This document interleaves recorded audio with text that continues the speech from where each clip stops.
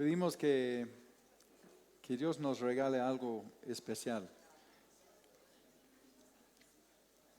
Dios, gracias por todo lo que tú has hecho en nosotros y por nosotros. Reconocemos tu gran obra, que has cambiado nuestras vidas, que tu verdad nos da esperanza.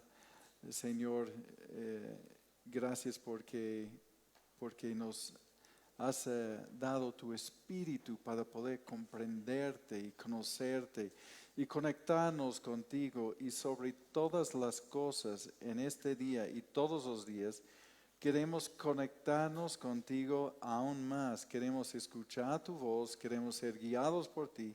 Queremos, Señor, que tu discernimiento nos ayude todos los días para caminar conforme a tu voluntad y conforme a tus propósitos.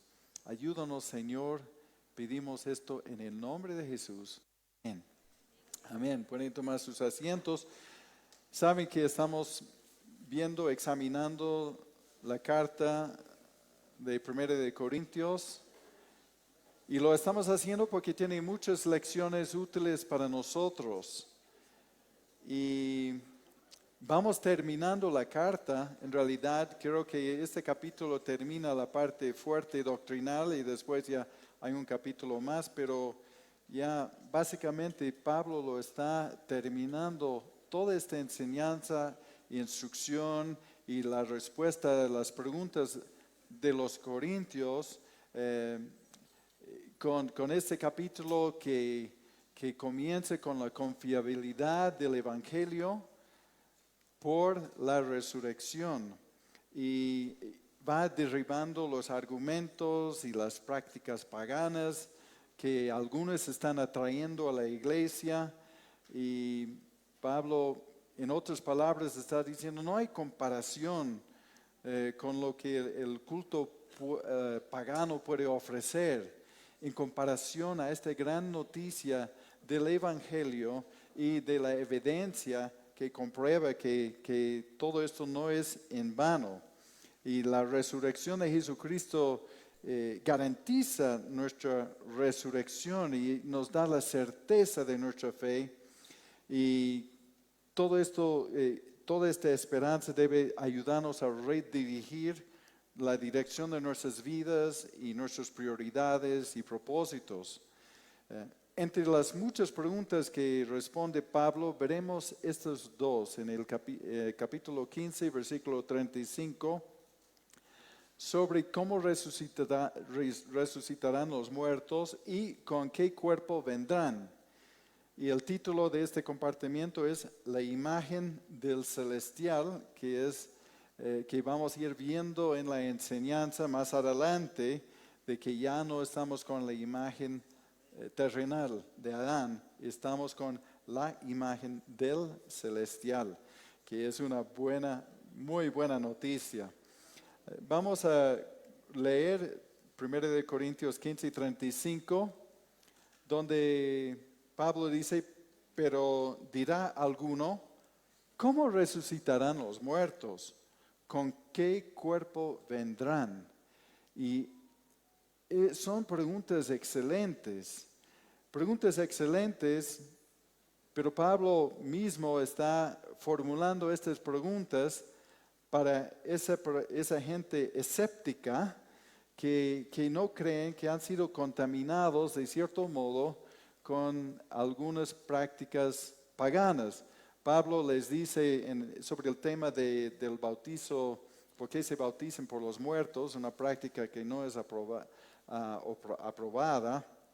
Pablo, en otras palabras, está diciendo: si aún los paganos creen en la resurrección de los muertos, entonces ¿por qué ustedes cristianos con mayor razón no creen en eso?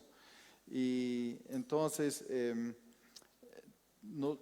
esas dos preguntas son muy importantes. Está lanzando estas preguntas a un pueblo que está medio en duda. Seguramente algunos han creído con todo su corazón y otros están todavía dudando sobre cómo es esto. Y son muy buenas preguntas porque nosotros también con tantos años en este camino, no, creo que no todos tenemos esto muy, muy claro, ¿no? Porque hay una parte revelada y hay otra parte que simplemente vamos a tener que esperar y sabiendo que el Señor está en control para mostrarnos cómo es esto, el cómo vamos a ser resucitados y cuándo y cómo será. Entonces, continúa la enseñanza con una ilustración de la naturaleza en versículos 36 al 38, que dice: necio, lo que tú siembras no se vivifica si no muere antes. Necio, lo que tú siembras no se vivifica si no muere antes.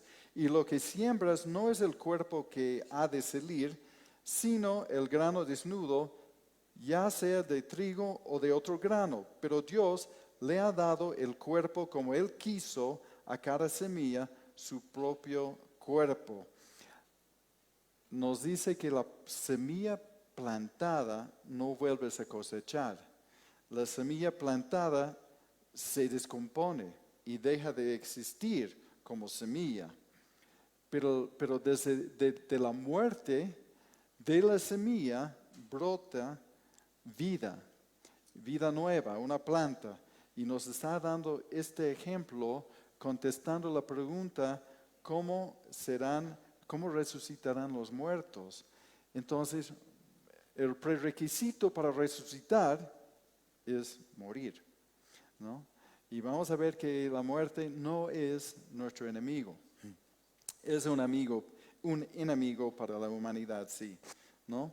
Pero bueno, entonces, contestando esta pregunta de cómo será todo esto, también en Juan 12, 24 y 25 nos habla de algo muy similar, que dice: de cierto os digo que si el grano de trigo no cae en la tierra y muere, queda solo, pero si muere, lleva mucho fruto. El que ama su vida la perderá, y el que aborrece su vida en este mundo para vida eterna la guardará. Nuevamente Jesús aquí está hablando y está comparando nuestra vida como un grano de trigo, que es una semilla que tiene que caer en la tierra y morir para poder brotar en algo nuevo, de poder dar mucho fruto. Y así que en ese sentido, la muerte no es un enemigo, es una puerta que se abre para ayudarnos a recibir lo que el Señor tiene preparado para nosotros, y es un cuerpo diferente, es un cuerpo celestial, es un cuerpo resucitado. Y nos da una descripción de diferentes cuerpos. Entonces, en versículos 39 al 42, la primera parte, nos habla de diferentes cuerpos que son diseñados para ciertas funciones, son adaptados para su esfera, su ambiente. Y nos dice en 1 Corintios 15, 39, no toda carne es la misma carne, sino que una carne es la de los hombres, otra carne de las bestias, otra de los peces y otra de las aves. Y hay cuerpos celestiales y cuerpos terrenales, pero una es la gloria de los celestiales y otra es la de los terrenales. Una es la gloria del sol, otra la gloria de la luna, y otra la gloria de las estrellas, pues una estrella es diferente de otra en gloria. Así también es la resurrección de los muertos. Bueno, honestamente, leyendo esto no me aclara nada, ¿no? En una primera pasada yo digo: Pablo, ¿qué estabas pensando? ¿No? ¿Qué estamos pensando aquí? Hay porciones de la Escritura que decimos: ¿y qué tiene que ver eso? Pero son ejemplos de cómo nuestro Dios creador creó diferentes cuerpos en el universo, adaptados para muchas variedades de existencia. Entonces Dios puede diseñar un cuerpo perfecto para la vida resucitada, ¿no? Es lo que podemos rescatar de todo esta enseñanza de los diferentes cuerpos y sus propósitos, y Dios puede diseñar un cuerpo perfecto para la vida eterna, ¿no? Y después nos va dando contrastes entre el cuerpo de la tierra y de la resurrección. En la primera parte del 40, o de la segunda parte del 42 hasta el 44 dice, se siembra en corrupción, resucitará en incorrupción. Se siembra en deshonra, resucitará en gloria. Se siembra en debilidad, resucitará en poder. Se siembra cuerpo animal o natural, ¿no? Natural, resucitará cuerpo espiritual. Hay cuerpo animal o natural o físico y hay cuerpo espiritual. Nos da estos contrastes, pero acuérdense que está contestando la pregunta, ¿cómo será el cuerpo resucitado? Y está diciendo que de corrupción, un cuerpo que se descompone, no está hablando del asunto moral de la vida, pero está hablando de una vida en decadencia, en el sentido de que está descomponiendo, cada día estamos muriendo y más cerca de la muerte. Entonces, una vida de corrupción será una vida en incorrupción. Ya no más enfermedad, ya no más muerte, ya no más arrugas, entonces, y eso es una buena noticia, ¿no?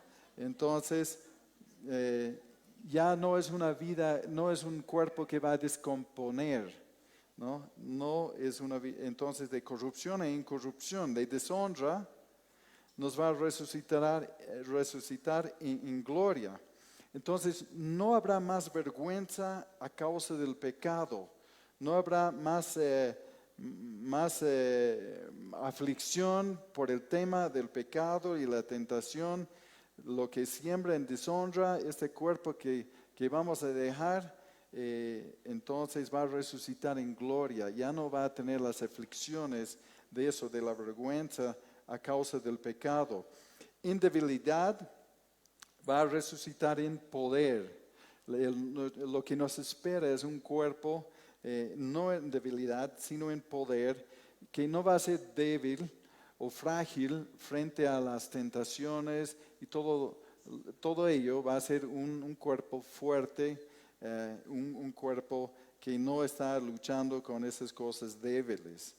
Y cuerpo animal o natural o físico, muchos dirán que no es la mejor elección de palabras para esta parte, pero sí está hablando del cuerpo animal o natural que va a ser cambiado, vamos a resucitar en un cuerpo espiritual, sin límites, ¿no? Es en esta esfera del tiempo y del espacio, va a ser un cuerpo diferente.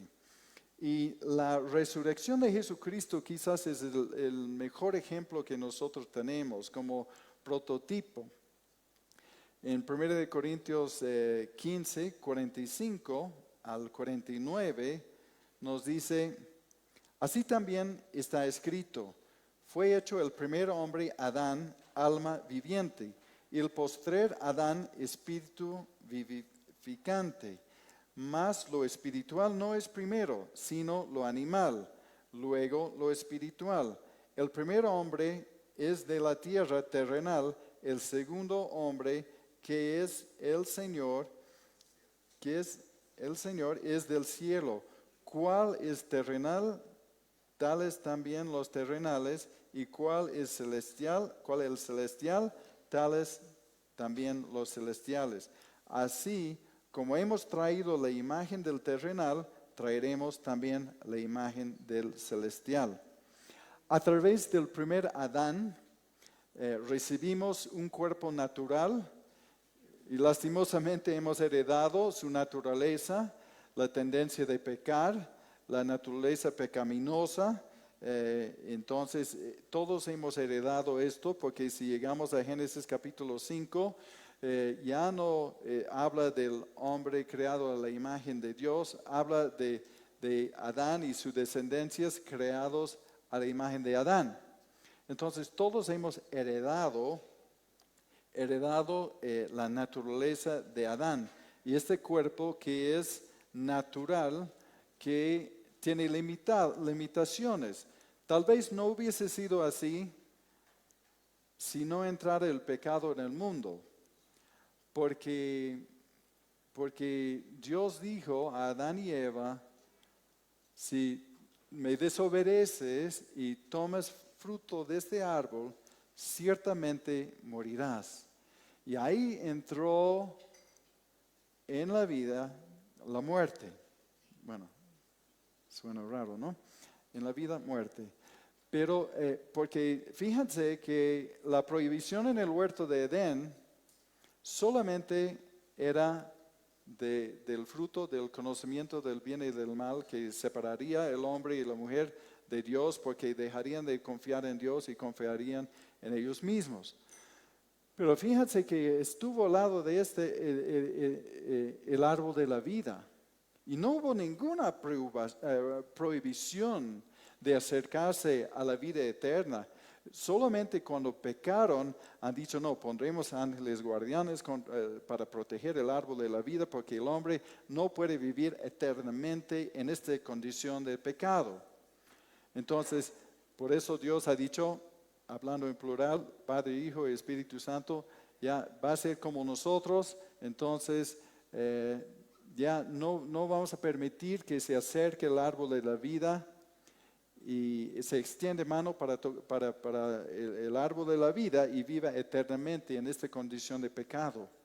Entonces, lo que Jesús hizo en muy pocas palabras, resumidas palabras, es restaurar nuestra condición a lo que era antes de la caída en el huerto de Edén. Ahora, entonces, así como hemos traído la imagen terrenal, eso es lo que tenemos ahora, la imagen terrenal. Pero en Cristo traeremos también la imagen del celestial.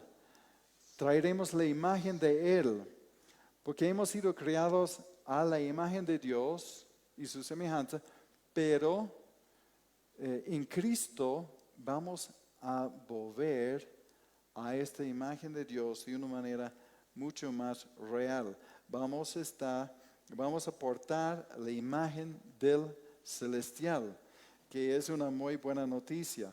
Entonces, a través del primer Adán, recibimos nuestro cuerpo natural y del postrer Adán, quien es Jesucristo, el cuerpo espiritual en la resurrección. Entonces todos hemos llevado la imagen del primer Adán y aquellos que ponen su confianza en el postrer Adán, en Jesucristo, también llevarán su imagen de la resurrección para la vida eterna, ¿no? Entonces, aquí nos dice en Filipenses 3, 20 y 21, mas nuestra ciudadanía está en los cielos, de donde también esperamos al Salvador, al Señor Jesucristo, el cual transformará el cuerpo de la humillación nuestra para que sea semejante al cuerpo de la gloria suya, por el poder con el cual puede también sujetar a sí mismo todas las cosas. Transformará, porque contestando la pregunta sobre cómo será la resurrección, cómo será el cuerpo, en el Señor, Él transformará este cuerpo de humillación, lo que heredamos de Adán, y vamos a ser semejante al cuerpo de la gloria suya. Eso sí es una muy buena noticia, ¿no? Que Él transforma el cuerpo de humillación en esta figura celestial, semejante al cuerpo de la gloria suya, ¿no? Entonces, no debemos afanarnos tanto sobre cómo Él lo hará, pero sí veremos lo que Él nos ha dicho sobre este cuerpo, porque Pablo está contestando la pregunta, ¿cómo será? En el versículo 50 de 1 de Corintios 15 dice, pero esto digo, hermanos, que la carne y la sangre no pueden heredar el reino de Dios, ni la corrupción hereda la incorrupción. Nos da un cuerpo, el cuerpo resucitado sería un cuerpo que es apto para estar con Él en la eternidad. No puede heredar el reino de Dios ni la corrupción. Está hablando de este cuerpo temporal, ese cuerpo que estamos portando, este estuche que estamos utilizando durante este tiempo en la tierra. Entonces, eso no puede entrar en el reino de Dios, pero sí, el nuevo cuerpo sí. Entonces, Romanos 8:23 nos dice, no solo ella, sino que también nosotros mismos, que tenemos las primicias del Espíritu, nosotros también gemimos dentro de nosotros mismos, esperando la adopción, la redención de nuestro cuerpo. Y está hablando de esto, ¿no? Los hijos de Dios están esperando despojarnos de este cuerpo para recibir la redención de nuestro cuerpo, la restauración, el cuerpo resucitado. Y eso es una noticia asombrosa, ¿no? Que más allá de lo que podemos imaginar, cómo será este cuerpo. 2 de Corintios 5:1 nos dice que porque sabemos que si nuestra morada terrestre, este tabernáculo se deshiciere, tenemos de Dios un edificio, una casa no hecha de manos, eterna en los cielos, ¿no? Una casa no hecha de manos, es eterna y en los cielos. Y está comparando este cuerpo con un tabernáculo, una tienda de campamento, algo temporal, lo que utilizaba el pueblo de Dios cuando eran nómadas, cuando estaban todavía en su peregrinación hacia la tierra prometida, antes de tener sus casas. Está comparando este cuerpo como una tienda.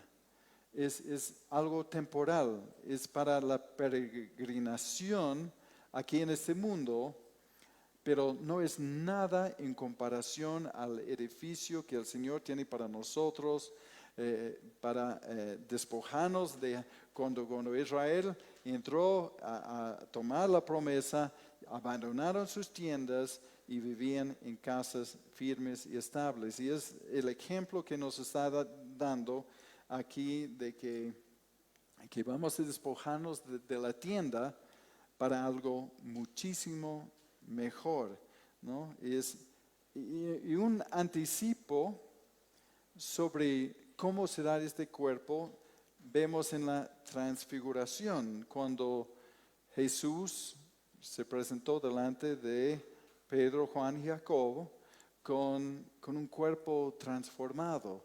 Y ahí a su lado Moisés y también Elías. ¿Cómo habrá sido?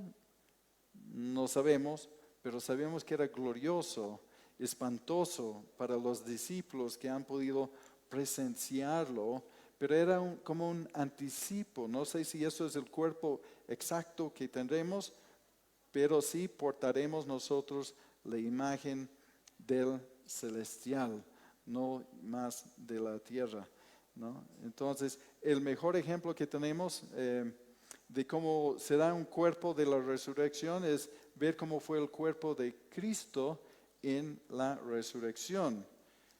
Y si vemos Lucas 24, versículos 39 al 43, nos dice, mirad mis manos y mis pies, que yo mismo soy.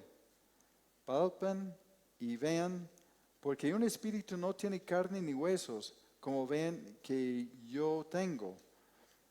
Y diciendo esto, les mostró las manos y los pies, y como todavía ellos, de gozo, no lo creían, y estaban maravillados, les dijo, ¿tienen algo de comer? Entonces le dieron parte de un pez asado y un panal de miel, y él lo tomó y comió delante de ellos. Entonces Cristo tenía un cuerpo especial, un cuerpo resucitado, pero que tenía carne y huesos, que podía comer. ¿Cómo es eso? No sé. No estaba atado por las leyes de la naturaleza. Dos veces en el capítulo 20 de Juan nos dice que estando las puertas cerradas, Él se puso en medio de ellos y dijo, paz a ustedes. Entonces era un cuerpo especial.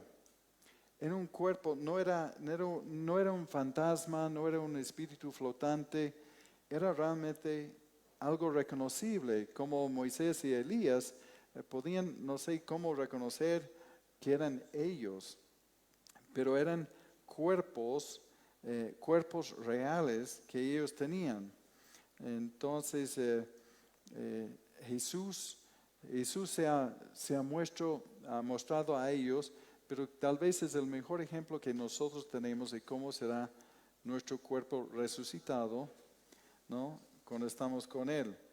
En Lucas 24, 31 y también 36 y 37 dice, entonces les fueron abiertos los ojos y le reconocieron a Jesús los del camino de Emaús y en la reunión con los discípulos después, mas Él se desapareció de su vista, ha desaparecido delante de ellos. Y bueno, nuevamente en el 36 de Lucas 24 dice, mientras ellos aún hablaban de estas cosas, Jesús se puso en medio de ellos y les dijo, paz a vosotros. Entonces, espantados y atemorizados, pensaba que veían espíritu. Pero están viendo un cuerpo resucitado, pero especial, porque tenía toda la apariencia humana, con carne y hueso, y que podía comer. ¿Cómo será eso? No tengo idea.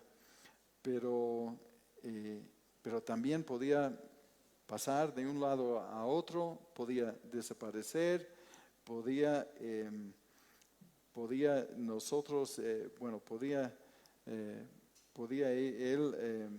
como les digo, hacer todas esas cosas y bueno, ellos pensaban que era un espíritu o un fantasma, pero en realidad no. Pero era un cuerpo especial que era apto para su nueva condición de resucitado. Entonces, esos versículos, esos que hemos visto, habla de corrupción. Aquí nuevamente, no moral. A ver dónde estaba. Entonces,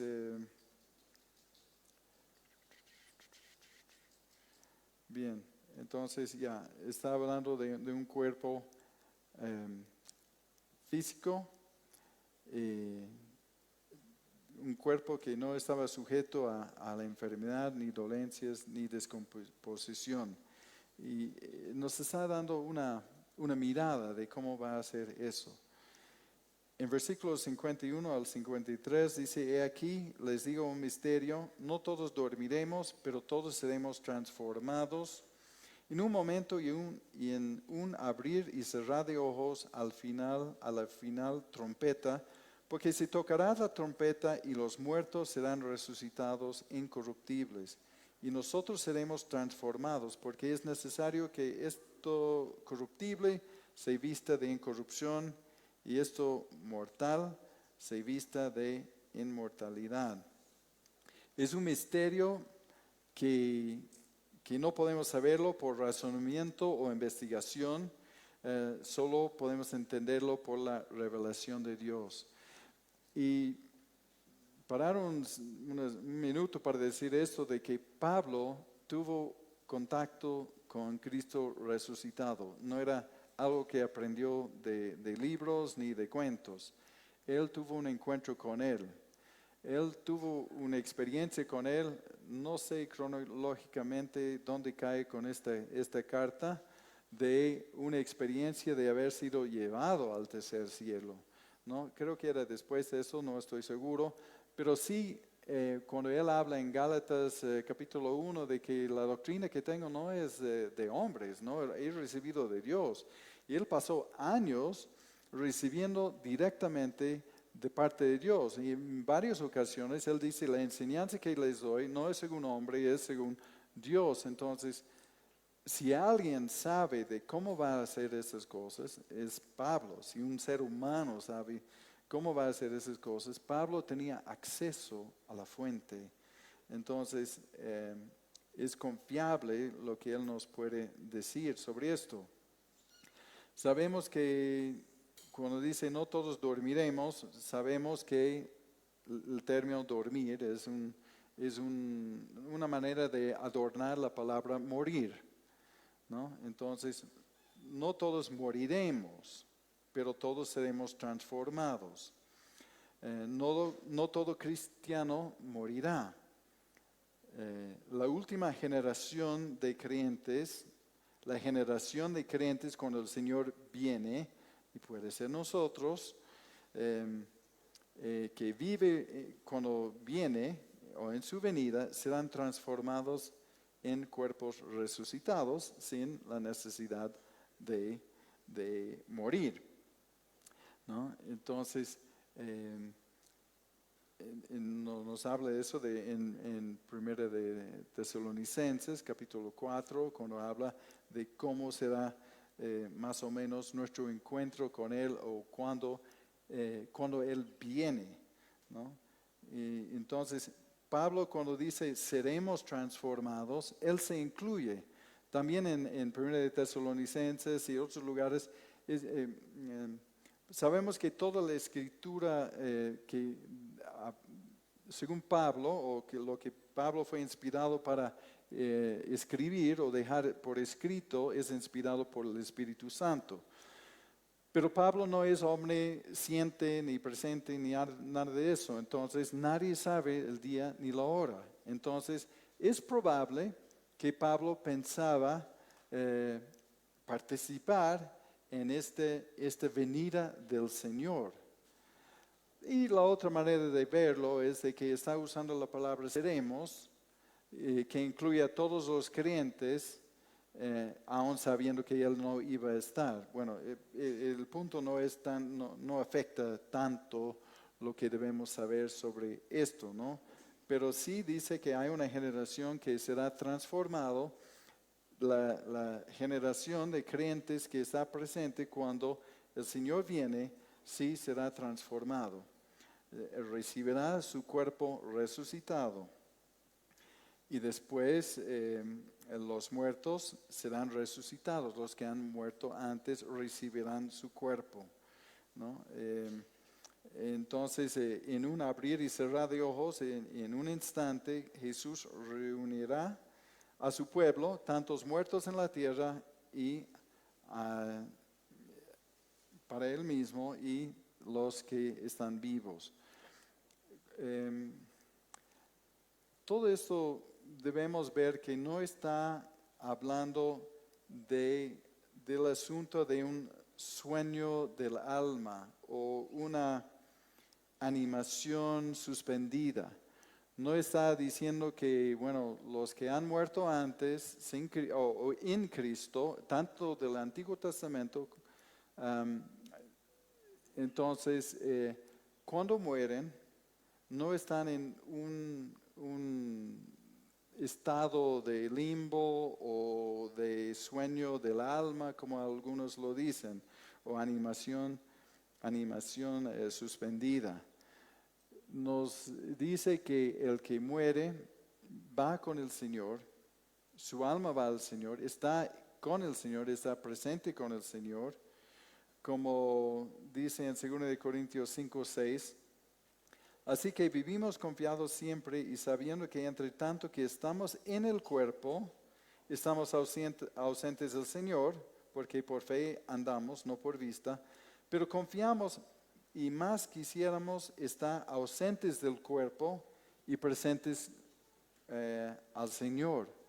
Entonces, cuando estamos ausentes de ese cuerpo, vamos a estar presentes con el Señor, como el ladrón en la cruz. Uno de los dos ladrones a un lado de la cruz con Jesús. Jesús ha dicho, como mostró su fe en que Jesús era el Señor y Salvador, entonces el Señor ha dicho, hoy estarás conmigo ¿no? Hoy estarás conmigo. Entonces, la persona que muere está en la presencia del Señor, pero hay un momento cuando va a recibir este cuerpo resucitado.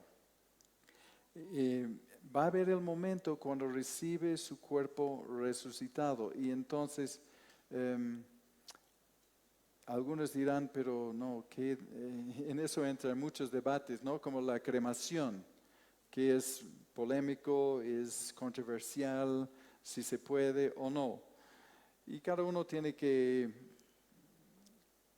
asumir la posición que asume sobre esto, pero la verdad es que lo que queda de este cuerpo descompuesto por 100 años o 1000 años no contiene nada realmente útil para el cuerpo nuevo que el Señor tiene que crear.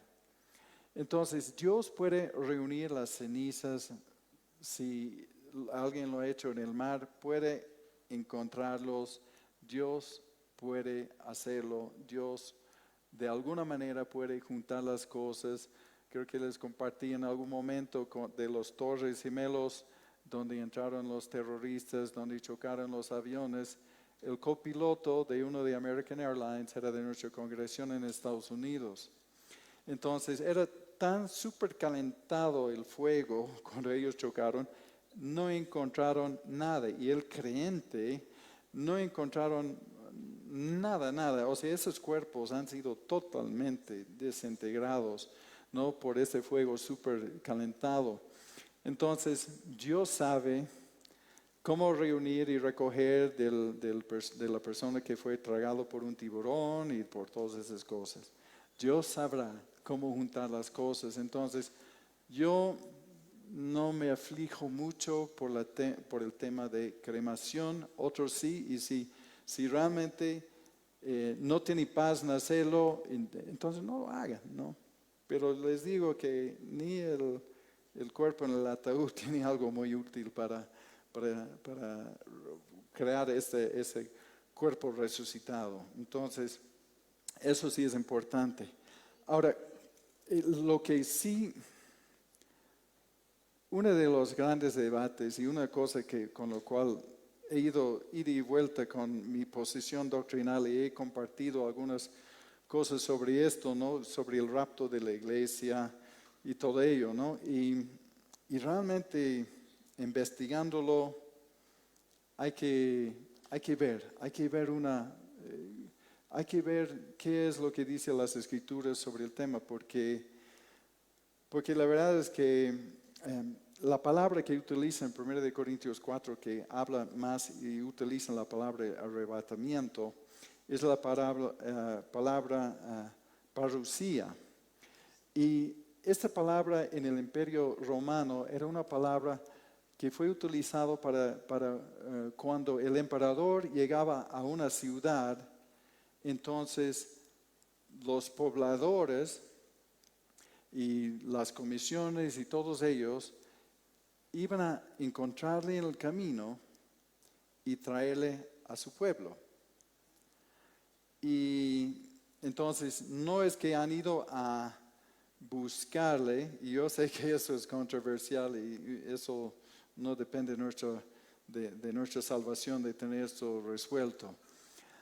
Pero no es que van a encontrarle y él vuelva a Roma. No, lo van a encontrar para traerle a su ciudad. Entonces,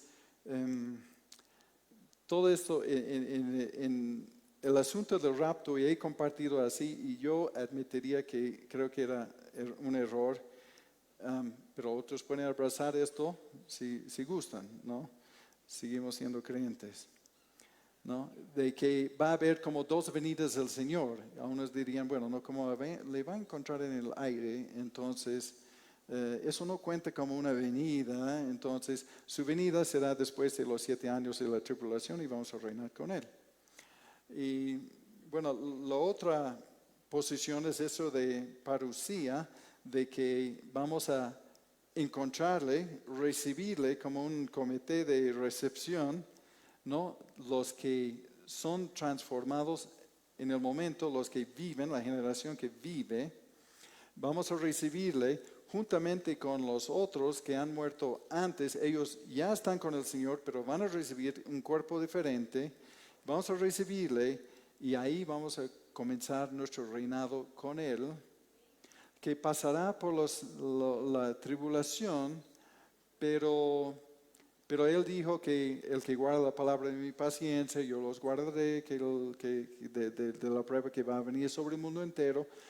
Claro, la batalla va a ser de Él, ¿no? Nosotros no vamos a estar en la batalla, vamos a tener un cuerpo real, pero resucitado, y entonces sí, vamos a ser guardados, pero no dice que vamos a esquivarlo. Entonces, yo les desafío a investigarlo, porque hay muchas cosas utilizadas como prueba que la verdad son complicados. Por ejemplo, el término del rapto solamente fue implementado, solo fue inventado en realidad en 1830. Aunque habían unos franciscanos en el siglo XVII que jugaban con esa idea, pero no fue aceptado. Entonces, en 1830, en Glasgow, Escocia, en una reunión pentecostal de sanidades de uno de estos espectaculares, una mujer, Margaret MacDonald, tuvo una visión sobre esto y de la venida del Señor en dos etapas. Y probablemente esta creencia hubiera desaparecido si no fue por, conozco bien su apellido, creo que era Juan Henry Darby, ¿no? Su apellido sí es Darby, eso sí tengo por seguro. Él era un evangelista que lo hizo popular, y por eso ese entendimiento fue muy popular en todo Gran Bretaña y también en Estados Unidos, y fue aceptado como doctrina, como nosotros, y como yo mismo lo he aceptado como doctrina, porque todos decían que era así. Pero hay que analizar las Escrituras. Yo no digo que no es, pero digo que yo no lo creo ahora, ¿no? Y yo sé que he compartido esta otra figura. Porque cuando uno ve las Escrituras que uno será llevado y el otro no, cuando comienza a compartir sobre esto, dice que será como en los tiempos de Sodoma y Gomorra y también en los tiempos de Noé. Pero ¿quiénes quedaron? Los que quedaron eran los salvos. Y los que fueron llevados, digamos, en Sodoma y Gomorra, en la destrucción de azufre y fuego, los que fueron eliminados y los que desaparecieron eran los malvados. Y los que quedaron eran, dice el justo Lot, y todavía tengo rayazos con entender cómo puede decir el justo Lot. Pero me cuesta todavía, lo he visto y estudiado y todo, y hasta ahora no entiendo cómo puede ser el justo Lot. Pero también en el tema de Noé, los que se salvaron son los que quedaron, ¿no? Son los que quedaron, la familia de Lot. Y los que fueron llevados por el diluvio, entonces son los que se perdieron. Y después de todos esos versículos dice donde hay crujir de dientes y todo eso, habla de castigo, habla de algo así. Entonces, yo sé que es controversial, no quiero ofender a nadie, pero les desafío, porque yo no sé si puedo decir que he luchado, pero he ido investigando esto y investigando, y digo, la verdad es que no es histórico el tema del rapto. Y si uno ve realmente en contexto bíblico, ni es bíblico, ¿no? Ni es bíblico. Entonces, yo sé, bueno, les he dado una tarea para investigar ahí, ¿no? Porque está hablando del tema de la resurrección, cuando o cómo será el cuerpo, y la pregunta es cuándo, y creemos que sí, yo creo que va a haber una venida, y la verdad es que podemos equivocarnos en esto porque en Cristo lo que sucede va a ser maravilloso. Si nos hemos rayado en el tema doctrinal o no, va a ser espectacular. El Señor tiene algo preparado para nosotros, maravilloso. Y entonces, otro punto es que dice al final trompeta, también utiliza esa frase en 1 de Tesalonicenses 4. El final trompeta es que no va a ser un rapto silencioso, va a ser muy bullicioso, todo ojo le verá. Entonces no es que secretamente vamos a irnos. La película Dejado Atrás, ¿no? Left Behind, ha hecho muy popular el tema, ¿no? Honestamente, tenía problemas, aunque sí lo he visto hace tiempo la versión antigua, y era interesante y te asusta bastante. Y bueno, si nos impulsa a predicar el Evangelio, buenísimo, ¿no? Pero la verdad es que, y hasta las veces que he predicado sobre el rapto, tenía algo dentro de mí diciendo, la verdad es que no lo entiendo, no sé cómo será esto. Entonces, bueno, les he dado una tarea, investígalo, porque realmente vale la pena. Que los muertos serán resucitados, sí sabemos, ¿no? Y tendrán un cuerpo especial. El Señor dará a los muertos en el Señor sus cuerpos de resurrección, y luego en un instante se reúne todo su pueblo para recibir a Jesús, ¿no? Todos los redimidos en la tierra en este momento se levantarán para recibir al Señor en las nubes y recibirán sus cuerpos resucitados, ¿no? ¿Cómo será esto? Pero, como les digo, la palabra que utilizan es parousia, que es de recibirle y traerle de nuevo, ¿no? No de ir donde Él, ¿no? Entonces, y Dios puede resucitar esos cuerpos. Creemos que todo creyente, toda persona que ha muerto en el Antiguo Testamento y en el Nuevo Testamento están con el Señor. Mira, han visto, o hemos visto, por lo menos visto en las Escrituras, que Moisés volvió, Elías volvió, ¿no? Pero estaban con Él, ¿no? Y no es un Señor de los muertos, es un Señor de los vivos. Entonces creemos que definitivamente están con el Señor, pero recibirán su cuerpo en la segunda venida y estaremos con Él, y va a ser regio, ¿no?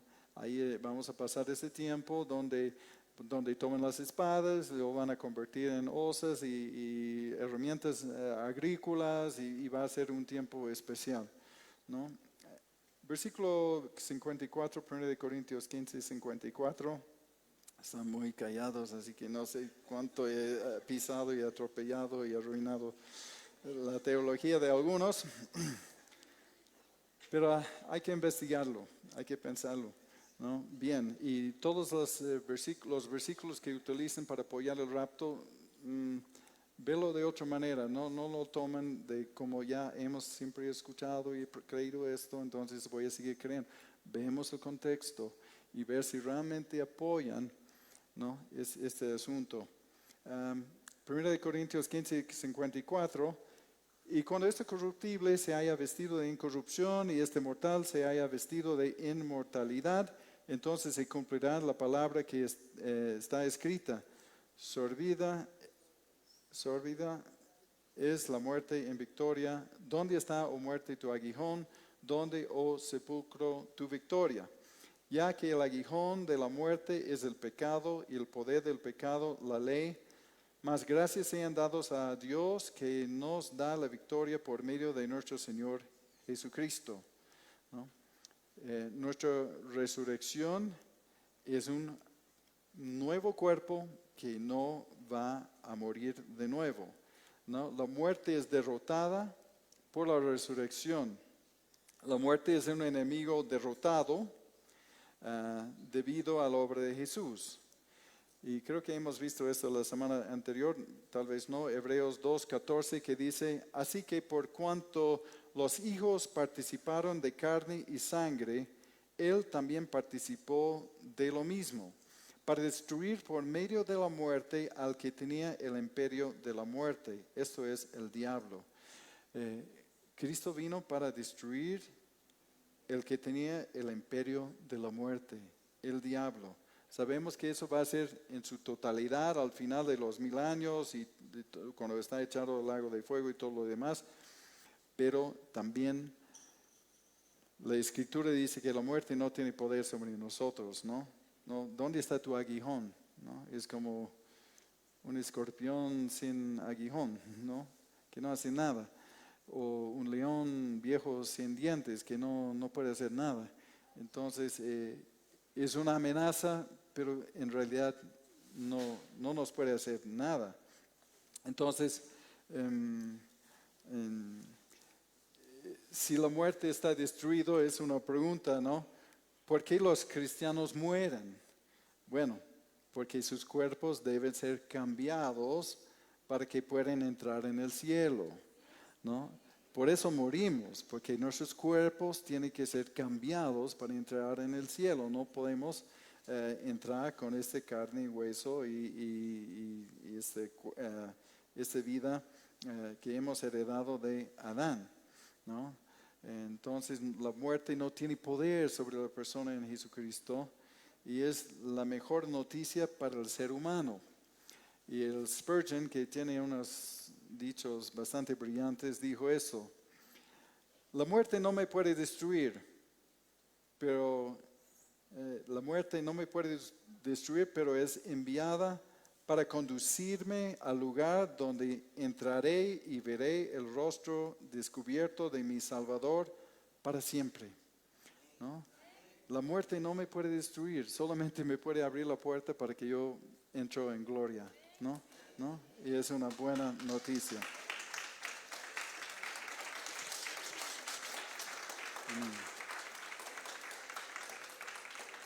Amén. Y terminamos con el 58, 1 Corintios 15, 58, que dice, así que todo lo que hemos hablado de la confiabilidad del Evangelio, de la evidencia de la resurrección, de la certeza del cuerpo resucitado, de las promesas de poder estar con el Señor para siempre y no volver a morir. Así que tomando esto en cuenta, tomando en cuenta que estamos viviendo en una tienda, estamos de paso como peregrinos en este mundo, entonces sabiendo esto, sabiendo que la muerte está derrotada, leeré el versículo. Así que, hermanos míos amados, estad firmes y constantes, creciendo en la obra del Señor siempre, sabiendo que su trabajo en el Señor no es en vano. Lo que nos espera es glorioso, no es en vano, porque creo que una de las herramientas que el diablo utiliza más con los cristianos y también los que predican y todo lo demás es el desánimo. Creo que más que la inmoralidad, yo creo que más que cualquier otro tipo de tentación, creo que el diablo gana más terreno con el desánimo. Que tiran la toalla, que digan hasta aquí nomás, ya no más. Y por eso Pablo nos está diciendo que sabemos que nuestro trabajo en Él no es en vano. Eso es muy real, lo que estamos abrazando, lo que estamos creyendo, lo que estamos predicando. Es la razón por la cual renunciamos cosas y la razón por la cual abrazamos a otras cosas, ¿no? Y para el mundo eso es loco, ¿no? Sabiendo que la muerte está derrotada, tenemos un destino eterno y resucitado con Jesucristo debemos permanecer firmes y constantes. Eso dice, estén firmes y constantes, creciendo en la obra del Señor siempre, creciendo en la obra. Nos insta para seguir madurando, creyendo. No creer que hemos llegado. Lo peor que puede suceder a un cristiano, o una de las cosas peores, es de volver no enseñable. De decir que ya sé, 1 Corintios 15, sé de memoria, ¿no? Entonces uno puede estar en modo de ya, está divagando su mente en, no sé, el almuerzo o cualquier otra cosa, porque dice, ya sé, y eso es lo peor que puede suceder a un creyente, llegar a un punto donde no somos enseñables, donde creemos que ya hemos llegado. Por eso dice, estén firmes y constantes, creciendo en la obra del Señor siempre, ¿no? Entonces debemos trabajar duro para Él, ¿no? Aunque el mundo no aprecia lo que haces, lo que renuncias, tu trabajo en el Señor, no es en vano, no es en vano, no es vano. Y no importa si no recibimos la alabanza ni el ánimo de los hombres, la resurrección significa que el trabajo en el Señor no es en vano. Nos da esperanza, nos da certeza. La resurrección de Jesucristo asegura la nuestra y la imagen del celestial será asombroso. Podemos, como les digo, podemos errar en varias cosas secundarias doctrinales, no las cosas principales del camino de la salvación que es Jesucristo. Pero podemos equivocarnos en cosas periferiales,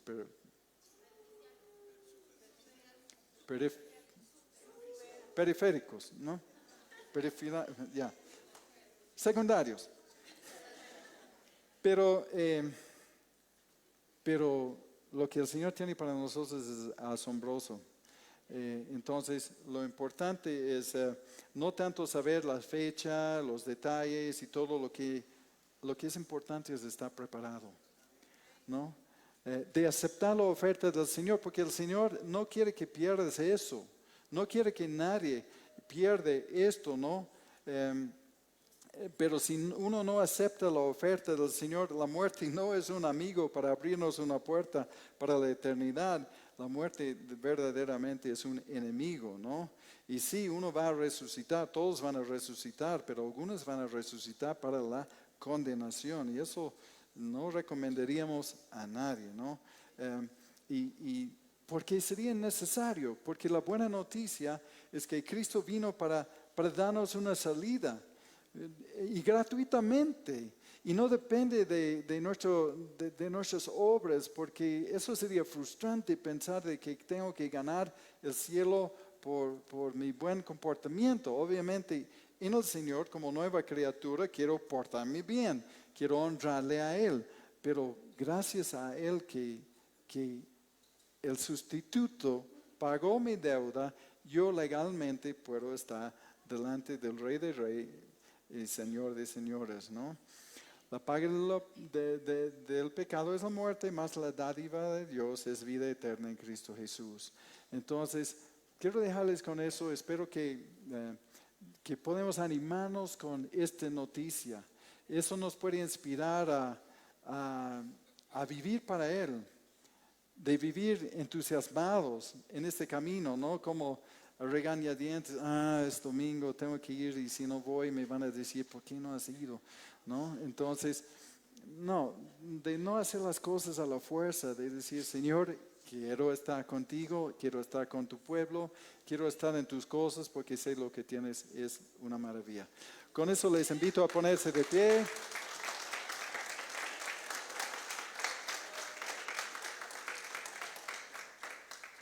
Amén. Vamos a orar.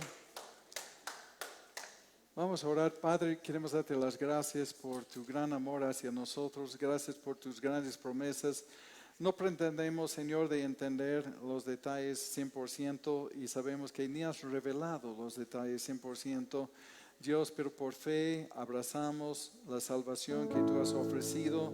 Aceptamos tu oferta de librarnos del mal, de salvarnos, de pagar nuestra deuda. Señor, aceptamos esta gran oferta tuya. Gracias, Señor. Gracias, Señor. Ayúdanos, abre nuestros ojos para verte, para conocerte y Señor, para vivir y reordenar nuestras vidas conforme a esta verdad, como dice la palabra. Así que, tomando todo eso en cuenta, realmente debemos esforzarnos para crecer en ti y conocerte más. Ayúdanos a cada uno de nosotros, ayuda a cada una de nuestras familias. Ponemos delante de ti cada miembro de nuestra familia, especialmente los que no te conocen, para que puedan abrir sus ojos y conocerte como Señor y Salvador de sus vidas. Amén, amén. Vamos a